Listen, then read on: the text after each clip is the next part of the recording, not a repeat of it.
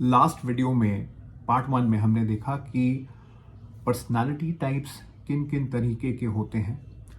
उन personality types में एक पर्सनालिटी टाइप जो हमें सबसे ज़्यादा अफेक्ट करता है वो है शैडोज़। ये शैडोज़ जो हैं, ये परछाई जो है, जो हमारे लाइफ को इतना इम्पैक्ट करती है, ये किस तरीके से बनता है उसका एक एस्पेक्ट हमने देखा। वो क्या इमोशंस हैं जो ये शैडोज़ को जन्म देती है, कैसे ये शैडोज़ जो हैं अपने आप में बड़े होने लगते हैं और कैसे ये हमारे सबकॉन्शियस अनकॉन्शियस माइंड का इतना बड़ा हिस्सा बन के हमारे लाइफ के जितने भी डिसीशंस हैं उनको गवर्न करती है। जितने भी हैबिट्स हैं जो हमने बनाए हैं आज तक अनकॉन्शियसली में भी, उसको कैसे ये इम्पैक्ट करती है, वो बात करता है ये शैडोज। फिर हमने बात किया कर्मा के बारे में कि बुद्ध कर्मा और कर्मा ये क्या एक्चुअली है। तो मैं आप लोगों को बतला दूं, जिन्होंने पार्ट 1 नहीं देखा है, माय रिक्वेस्ट कि आप पहले पार्ट 1 देखिए, तभी आपको पार्ट 2 के बारे में कुछ बहुत समझ में आएगा, नहीं तो it be a wastage of your time. और दूसरी चीज़ मैं ये आपको बतलाऊं कि मेरे को जिन लोगों ने देखा उसमें से कुछ लोग मेरे करीबी भी हैं और उन्होंने मेरे को फ़ोन करके ये कहा कि तुम इतना इम्पोर्टेंट इन्फॉर्मेशन ऐसे ही यूं ही क्यों फ्रीली डाल रहे हो नेट पे। तो मेरा उनसे एक ही चीज़ का कहना था कि ये वीडियो जो है आप जो देख रहे हैं, ये आप यूं ही नहीं देख रहे। आप ये वक्त यूज़ कर रहे होते अपने वो रील्स देखने के लिए या कुछ और कहीं पे कोई और काम करने के लिए। आप ये वीडियो देख रहे हैं किसी पर्पस से। You were entitled to watch this video. आपकी क्वेस्ट थी, आपकी खोज थी to know deeper about the way your brain functions, the way you function. शायद इसीलिए ही आपने ये वीडियो को चुना और आप ये वीडियो देख रहे हैं। मैंने उनसे ये भी कहा कि आपके हिसाब से कितने लोग ये वीडियो अल्टीमेटली देखेंगे on a best case scenario. तो उनका ये कहना था कि भाई समझ लो 20 लाख लोग देखेंगे, तो ठीक है, 2 मिलियन लोगों ने अगर देख भी लिया तो क्या 2 मिलियन लोग इस वीडियो को पूरी तरीके से समझ पाएंगे? क्या वो पेन पेपर लेके नोट करेंगे, उसके बाद उसमें से एक्शन पॉइंट्स बनाएंगे? ये कितने जन करेंगे? शायद 5% ऑफ द पीपल वॉचिंग। तो अगर 20 लाख लोग देख रहे हैं तो उसमें अगर 5% लोग भी ऐसा कुछ करते हैं तो ये 10,000 होते हैं। अब ये 10,000 में भी शायद ही 1% होगा जो भी पॉइंट्स डिस्कस हो रहे हैं उसको नोट करके अपने लाइफ में इम्प्लीमेंट करेगा। तो 1% कितना हुआ? 100 जन।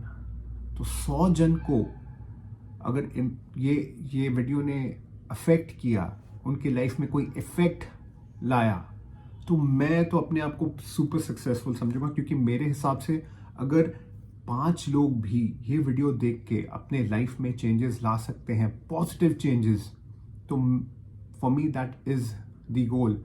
बट अगर 100 या उससे ज़्यादा लोग इसको देख के अपने लाइफ में अपने ड्रीम लाइफ को लीड कर पाएंगे, तो I will be thankful to God कि उन्होंने मुझे ज़रिया बनाया कि मैं आप तक ये इन्फॉर्मेशन पहुंचा सकूं और आपके लाइफ में इतना पॉजिटिव इम्पैक्ट या पॉजिटिव चेंजेस लेके आ सकूं। तो चलिए अब अपना टाइम एनर्जी इन्वेस्ट करते हैं on the actual part of it, on the real part of the part 2 video of the shadows, the shadow work. आइए अब बात करते हैं सेकंड वो एस्पेक्ट के बारे में जो हमारे शैडोज को क्रिएट करने में जिसका बहुत बड़ा हाथ है। तो अब हम बात करेंगे 4 टाइप्स ऑफ कर्मा के बारे में। जी हाँ, हमने फर्स्ट पार्ट में बात किया था 2 टाइप्स ऑफ कर्मा। अब उस कर्मा को अब हम और सेग्रीगेट करेंगे और डीपर उतरेंगे कि 4 टाइप के कर्मा हैं। पहला जो है वो है संचिता। संचिता हो गया हमारा कर्मा बैंक। हमने आज तक अपने प्रीवियस लाइफ टाइम्स में जो भी कर्मा किए हैं वो सारा का सारा स्टोर हो रहा है। इवन इस जन्म का भी सारा का सारा स्टोर हो रहा है कहाँ पे? हमारे संचिता में। संचिता इज दी कर्मा बैंक, जहां से कि जो चीजें, जो लेसन्स मैंने अपने प्रीवियस लाइफ टाइम्स में नहीं सीखी हैं, वो लेसन्स सीखने के लिए मेरा जन्म होता है फिर से। अब वो पार्ट ऑफ दी कर्मा को हम कहते हैं प्रारब्ध कर्मा। प्रारब्ध कर्मा ये हो गए संचिता में से जो कर्मा, जो लेसन्स मैंने नहीं सीखे हैं, इसके वजह से हमारा बर्थ साइकिल चल रहा है। अब योगीज जो हैं, जो कि स्पिरिचुअली बहुत इवॉल्व हो जाते हैं, वो चाहते हैं कि वो अपने सारे के सारे कर्मास को एक ही लाइफ टाइम में वर्कआउट कर लें, जिसके वजह से उनकी लाइफ में बहुत सारे चैलेंजेस आते हैं, उनको बहुत सारे टेस्ट्स देने पड़ते हैं। जी हाँ, तभी जाके वो ये जन्म मृत्यु के साइकिल से मोक्ष प्राप्त करते हैं। पर हम लोग तो थोड़े मियर मॉर्टल्स हैं, इतने इवॉल्व तो नहीं है, हाँ थोड़े इवॉल्व ज़रूर हैं। तो इस वजह से हम समझ सकते हैं और इसको कॉम्प्रिहेंड कर सकते हैं कि प्रारब्ध जो कर्मा है हमारे, जो लेसन्स हमने नहीं सीखे हैं, उसी को सीखने के लिए हमारा फिर से जन्म हुआ है। अब आप कहेंगे कि अब जो लेसन्स हमने हमारे सीखने बाकी रह गए, अगर हम वो लेसन्स अभी सीख लेते हैं तो क्या नेक्स्ट हो गया हमारा भी मोक्ष की प्राप्ति होगी? Well, not really, because lessons हमें बहुत सारे सीखने हैं। उसमें से कुछ ही लेसन्स सीखने के लिए हमारा ये जन्म हुआ है। अगर तो हम वो जो लेसन्स हैं उनको इस जन्म में सीख लें तो वो भी बहुत बड़ी बात है। अगर नहीं सीख पाए तो फिर से हमारा जन्म होगा उन्हीं लेसन्स को सीखने के लिए। तो जो लोग सुसाइड कर लेते हैं because of the current circumstances, क्या उनको नेक्स्ट जन्म में वही चैलेंजेस फिर से नहीं आते? वही चैलेंजेस आते हैं और शायद थोड़े और मल्टीप्लाइड होके आते हैं। और जब तक कि वो उन लेसन्स को सही तरीके से नहीं सीख लेते, सही तरीके से अपने टेस्ट्स को नहीं पार करते, वो टेस्ट्स आते रहेंगे। तो क्विटिंग या doing anything stupid is not the way out. आपको अपने लेसन्स इसी लाइफ टाइम में ही लर्न करने पड़ेंगे, चाहे जितना भी कष्ट हो, चाहे जितनी भी तकलीफें हो, चाहे जितना भी टेस्ट आपको देना पड़े। आपको मैं एक चीज़ बतला दूँ, आप जब टेस्ट पास करोगे ना तो you will be blessed with a lot of peace, you will be blessed with a lot of other gains in your life. क्योंकि हर बार जब हम टेस्ट पास करते हैं तो हम क्या होते हैं? हम प्रमोट होते हैं। प्रमोट होने में हमें खुशी बड़ी होती है, पर हम ये भूल जाते हैं कि प्रमोट हुए हैं तो कि अब जो है लेवल ऑफ टेस्ट और अलग होगा और लेवल ऑफ लर्निंग्स और भी अलग होंगी, बिकॉज लर्निंग्स और टेस्ट खत्म ही नहीं होते यार। तो प्रारब्ध कर्मा वो हो गए लेसन्स जो कि हमें लर्न करने हैं, हमें टेस्ट पार करने हैं। अब ये प्रारब्ध कर्मा को करने के लिए हमें करने क्या है? हमें करने हैं आगामी कर्मा और क्रियामना कर्मा। अब ये आगामी कर्मा क्या होता है? आगामी कर्मा वो कर्मा हो गए जिनका कि अगेन लॉन्ग टर्म इम्पैक्ट रहता है। ये जाके अगेन संचिता में जमा हो जाते हैं। इनफैक्ट सारे कर्म जो हम कर रहे हैं वो जाके संचिता में ही जमा हो रहे हैं। और आगामी कर्मा कुछ ऐसे कर्मा होते हैं जिनको कि आप इस लाइफ टाइम में तो कर देते हैं और आपको लगता है कि आपको शायद कोई नहीं देख रहा और आप शायद गलत शायद सही कुछ ना कुछ तो कर ही देते हैं और वो जाके स्टोर हो जाता है आपके संचिता में। वो वापस से घूम के आपके पास आएगा, शायद इस लाइफ टाइम में या may be next life time में, पता नहीं, पर आएगा ज़रूर। तो आगामी कर्मा जैसे कि मैंने आपको बताया, it has long term impact जो भी आप कर रहे हैं। आगामी कर्मा के बाद आता है क्रियामनी कर्मा। क्रियामनी कर्मा हो गया कॉज एंड इफेक्ट, वैसे चीज़ें जो कर्मा के रिजल्ट्स आपको इसी लाइफ टाइम में दिख जाएंगे। बोलते हैं ना इंस्टेंट कर्मा, वो हो गया क्रियमना। ऐसा नहीं कि क्रियमना कर्मा के कॉज एंड इफेक्ट आपको बस इसी लाइफ टाइम में दिखे, ऐसा भी हो सकता है कि क्रियमना कर्मा के रिजल्ट्स आपको मे भी नेक्स्ट लाइफ टाइम में भी दिखें। जैसे कि मैं आपको बता दूं, अगर मैंने ये चश्मा ड्रॉप किया और इसको मैंने पकड़ लिया, इसका कोई इम्पैक्ट नहीं हुआ, पर यही चीज अगर मैं टॉप फ्लोर 20th फ्लोर से फेंकता हूं और अगर नीचे कोई खड़ा है, उसको लग गई चोट, तो कॉज एंड इफेक्ट क्या होगा? अगर तो मैं सामने अपना मुंह निकाल के खड़ा हूं और दिखा रहा हूं कि मैंने ही फेंका, तो मैं गालियां खाऊंगा। अगर मुझे लगा कि भाई किसी ने तो देखा नहीं किसने फेंका है और मैं उसको हट जाऊं, तो उसको इमीडिएट चोट तो लग गई, पर क्या मुझे इसका रिजल्ट नहीं भुगतना पड़ेगा? May be yes, may be no नहीं, may be yes and yes only. शायद इस लाइफ टाइम में या may be next life time में, पता नहीं, पर that's the way it is. तो ये याद रखिएगा, 4 जो इंपॉर्टेंट कर्मास हैं: Sanchita, the karma bank, prarabdha, the lessons which we have to learn, the karmas that we are born with, agami and kriyamana। अब मैं आपको एक स्टोरी सुनाता हूं जिससे कि आप रिलेट कर पाएंगे और आप ये भी कह पाएंगे कि how does the study of Karma constitute your shadow work. एक बच्चे का जन्म होता है बहुत ही गरीबी से गुजर रहे परिवार में, एक remote location of the country में, एक छोटे से गांव में कहीं दूर। बड़ी मुश्किल से ये लोग अपने लिए एक वक्त की मील भी जुगाड़ कर पाते हैं और बचपन इनका बस गरीबी में ही निकल जाता है। पर यही बच्चा जब बड़ा होता है तो इसके अंदर एस्पिरेशंस आते हैं, एम्बिशंस आते हैं और इसको कहीं ना कहीं मौका मिलता है उस एस्पिरेशन, उस एम्बिशन को पूरा करने का। तो वो अपने गांव छोड़ के शहर की ओर चलता है। शहर की ओर जाके वो कुछ ना कुछ काम करता है।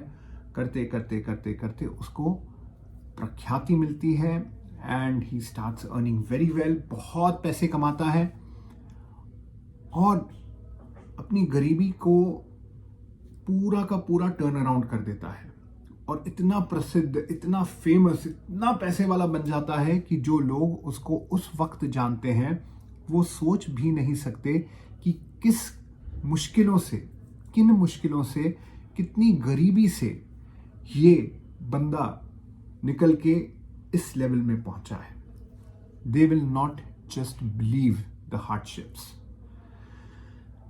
अब संचिता कर्मा क्या हुआ कि मे बी इस अपने प्रीवियस लाइफ टाइम्स में उसने बहुत कुछ गलत शायद किया होगा, किसी के साथ गरीबों का मजाक उड़ाया होगा, उनका अनड्यू एडवांटेज लिया होगा। शायद इसी वजह से he is born into a very very very very poor family. पर शायद उसके कुछ कर्म अच्छे होंगे उसके लास्ट लाइफ टाइम में कि चैरिटी करता होगा या किसी को मदद की होगी, किसी ना किसी से वैसी दुआ मिली होगी जिससे कि उसके पास अपॉर्चुनिटी आती है कि वो अपने करंट सर्कमस्टांसेस को चेंज करके कंप्लीटली डिफरेंट सर्कमस्टांसेस अपने लिए क्रिएट करे और एक सेल्फ मेड सॉलिड बंदा बने।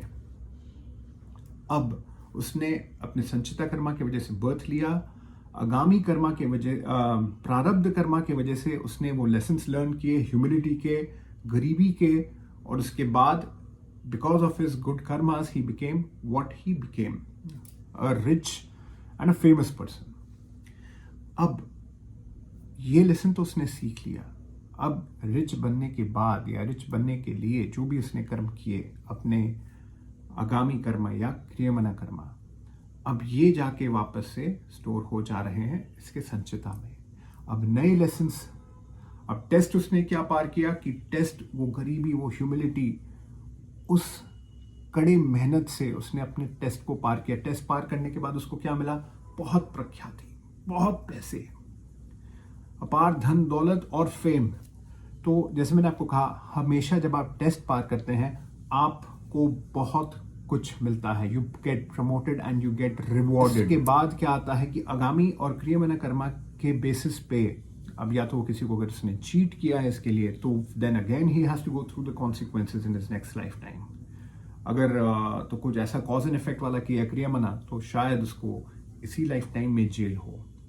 तो तो इट ऑल डिपेंड्स कि आपने अपने लेसन्स कैसे लर्न किए, लर्न करके जब आप पास हुए यू गेट रिवॉर्डेड, उसके बाद आपने अपने लाइफ को कैसे जिया।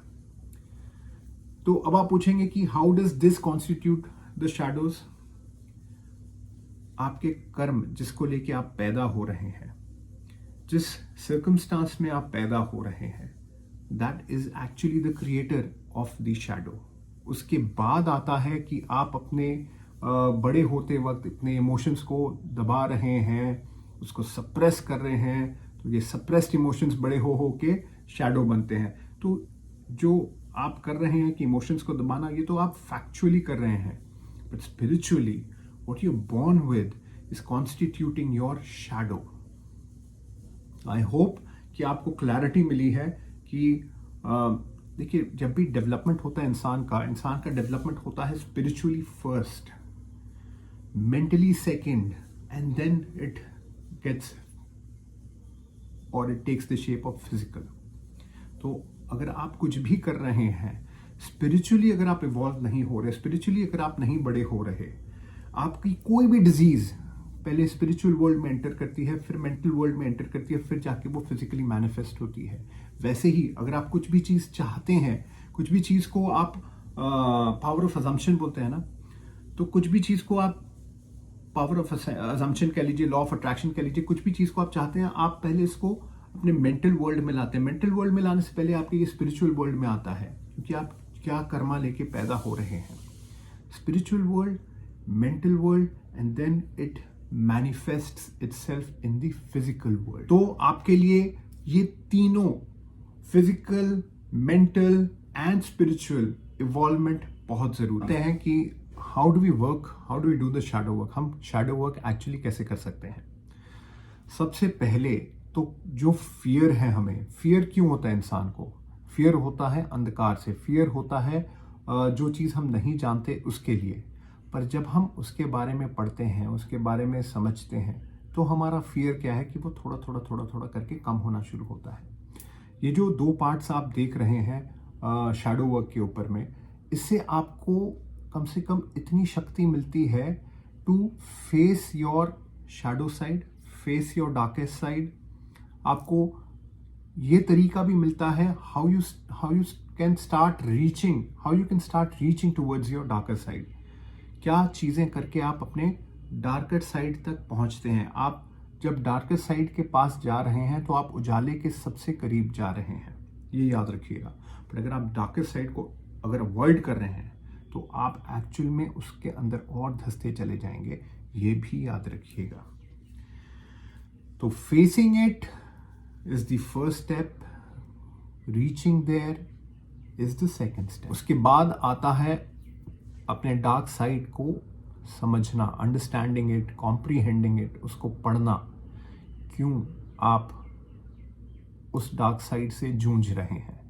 क्यों हर बार आप वही गलतियां कर रहे हैं जो कि आपके लिए सही नहीं है लाइफ में? क्यों सेल्फ सैबोटेजिंग काम आप बार बार करते जा रहे हैं?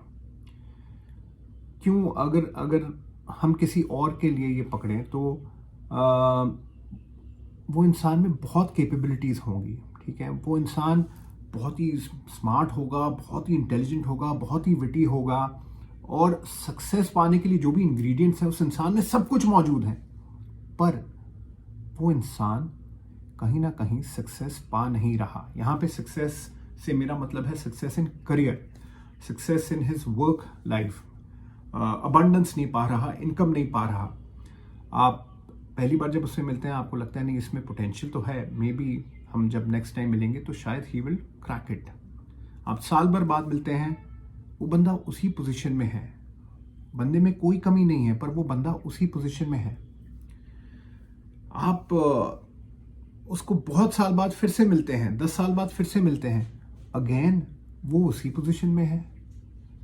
तो बार जब आप उससे मिल रहे हैं आपको लग तो रहा है कि उसमें सब कुछ है, पर वो क्यों नहीं पहुंच पा रहा वहां पे? इट इज बिकॉज कि वो अपने शैडो साइड को समझ नहीं पा रहा, वो समझ नहीं पा रहा कि वो गलतियां बार बार क्यों कर रहा है। और अगर यही सेम चीज को आप अगर अपने ऊपर ले लेते हैं तो सेम चीज आप भी दोहरा रहे हैं। आप भी सेम गलतियों को बार बार करे जा रहे हैं। आप अपने पैटर्न्स को समझिए। आप क्यों नहीं वेट लॉस कर पा रहे, आप क्यों नहीं करियर में सक्सेस पा रहे, आप क्यों नहीं अपने मैरिटल लाइफ में या अपने लव लाइफ में, अपने रिलेशंस में खुश हैं। बिकॉज आपके पैटर्न्स जो हैं गलत बंदा या बंदी को चूज करने में आपको धक्का दे देता है। आपके पैटर्न्स आपको गलत जॉब में, जो कि आपका एक्चुअल में आपका अनफेयर एडवांटेज नहीं है, उस जॉब में आपको धक्का दे रहा है। तो ऑल इन ऑल जब आप अपने डार्क साइड को कॉम्प्रिहेंड करते हैं, उसको समझते हैं, उसको पढ़ते हैं, तब आप अपने बारे में बहुत कुछ जानते हैं। और फाइनली जब आप इतने सारे स्टेप्स कर चुके होते हैं, फाइनल स्टेप में आते हैं कि जहाँ पे आप अपने इस डार्क साइड को न्यूट्रलाइज करते हैं, क्योंकि आप इतना कुछ इसके बारे में जान चुके होते हैं, इतना उस मिस्ट्री को आप सॉल्व कर चुके होते हैं कि वो मिस्ट्री अब मिस्ट्री नहीं रह जाती, वो ऑलरेडी न्यूट्रलाइज हो चुकी होती है। तो आप नेक्स्ट टाइम अगर वेट लॉस जर्नी में हैं और आप कुछ मीठा पेस्ट्री मुंह में डालने लगते हैं, तो आपके मन में ऑलरेडी समझ में आ जाता है ये मुझे नहीं करना है, तो आप उसको रख देते हैं। और फाइनली आप अपने डार्क साइड जो था कभी, उसको यूज करना सीख जाते हैं। और जब आप ये कर लेते हैं तो you enter into the magic land, जहाँ पे कहते हैं ना कि किसी भी चीज़ को ये इंसान छुएगा तो वो सोना बन जाएगा। एक्चुअली आपके साथ भी ये होने लगता है। आप जो चीज़ों को बहुत डिफिकल्ट समझते थे, वो अचानक से इजी बन जाता है। और आप बहुत कुछ हासिल करने के बाद जब पीछे मुड़ के देखते हैं तो आपको लगता है कि अरे यार, जिसके पीछे मैं सालों साल लगा हुआ था, वो मैं कर नहीं पाया, और इन कुछ महीनों में मैंने इतना कुछ अचीव कर लिया। क्यों? क्योंकि आपने अंदर से अपने जो ब्लॉकेजेस थे, अपने जो शैडोज थे, उनके साथ दोस्ती कर ली, उनको समझ लिया और उनको यार बना के, पार्टनर्स बना के अब आप निकल पड़े हैं और आप चले गए हैं in the land of success, in the land of. तो जहां आप ये सारे चीजें करने लगते हो, आपने अपने डार्कर साइड को समझ लिया है और उसके साथ अगर आपने दोस्ती कर ली है, तो आपका मेंटल नरेशन चेंज हो जाता है। वही चीजें जो आप पहले एज अ हैबिट करते थे, सडनली वो हैबिट्स चेंज हो जाती हैं। मैं सचमुच आशा करता हूं कि ये video is going to be a life changing video. तो अगर आपने इसको सही तरीके से नहीं देखा है या सही तरीके से नहीं समझा है, पॉज करके वापस जाइए, फिर से देखिए, और हो सके तो इसको बार बार लूप में चला के रखिए कि आपको एक एक चीज़ समझ में आ जाए। आपने अगर इसके लिए नोट्स नहीं बनाए तो आप इसमें नोट्स भी बनाओ, और नोट्स बना के एक्चुअल में अपने लाइफ में इम्प्लीमेंटेशन शुरू कर दो। You will be surprised how fast your life will change post this. तो आई रियली होप कि ये वीडियो आपके लाइफ में बहुत पॉजिटिव इम्पैक्ट लेके आए, और आप ये वीडियो ज़रूर शेयर करें उन सब लोगों के साथ में जो अपने लाइफ में एक स्टकअप फेज में चल रहे हैं। उन्हें समझ नहीं आ रहा कि ये बार बार वो पैटर्न्स, बार बार वही चीज़ें उनके पास क्यों घूम के आ जाते हैं। प्लीज़ उनके साथ में शेयर करिए। This is going to be one of the biggest help that you can do to them. और क्या कहूँ मैं आपसे, ऑफ कोर्स इसको लाइक तो करना ही करना है, इसको सब्सक्राइब भी करना है और इसको शेयर करना है जितने लोगों के साथ आप कर सकते हैं। आशा करता हूँ आपको ये वीडियो में सचमुच बहुत वैल्यू ऐड मिला होगा, और अगर मिला है तो I am thankful to God कि मुझे उन्होंने ज़रिया बनाया आप तक ये मैसेज पहुँचाने के लिए। और मिलता हूँ मैं आपसे एक नए वीडियो में बहुत जल्द ही।